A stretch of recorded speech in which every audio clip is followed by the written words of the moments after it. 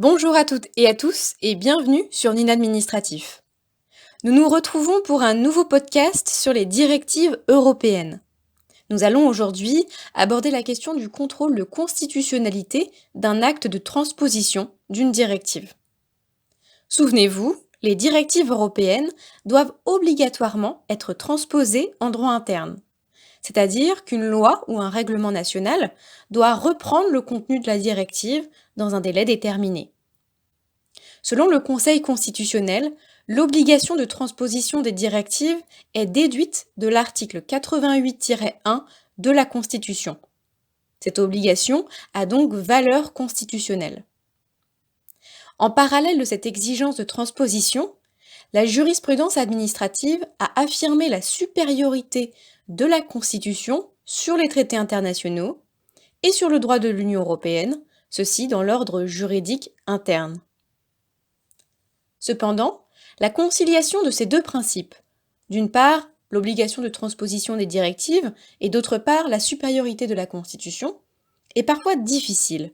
En effet, la transposition d'une directive par une loi ou par un règlement national peut conduire à l'adoption d'une loi ou d'un règlement contraire à une norme constitutionnelle. S'il n'appartient pas au juge administratif de contrôler la constitutionnalité d'une loi, il est en revanche compétent pour contrôler la constitutionnalité d'un acte réglementaire. Mais qu'en est-il des actes réglementaires transposant directement une directive européenne précise et inconditionnelle ?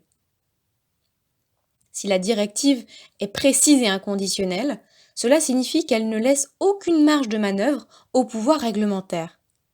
L'acte réglementaire ne pourra que reprendre le contenu de la directive.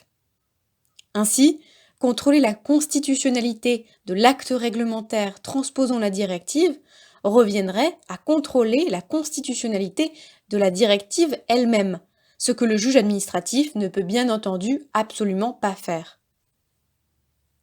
Le Conseil d'État, dans l'arrêt Société ArcelorAtlantique et Lorraine et autres, en date du 8 février 2007, apporte une réponse concrète à cette problématique.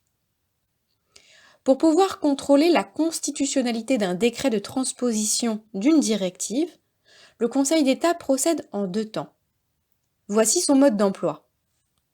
Le juge administratif doit rechercher s'il existe en droit communautaire un principe équivalent au principe constitutionnel dont la méconnaissance est invoquée. Première hypothèse.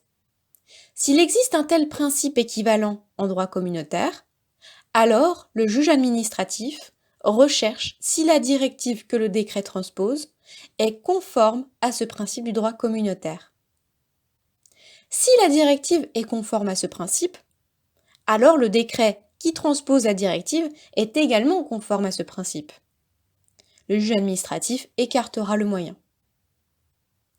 A l'inverse, en cas de difficulté sérieuse sur ce point, il revient au juge administratif de saisir la CJUE, la Cour de justice de l'Union européenne, d'une question préjudicielle.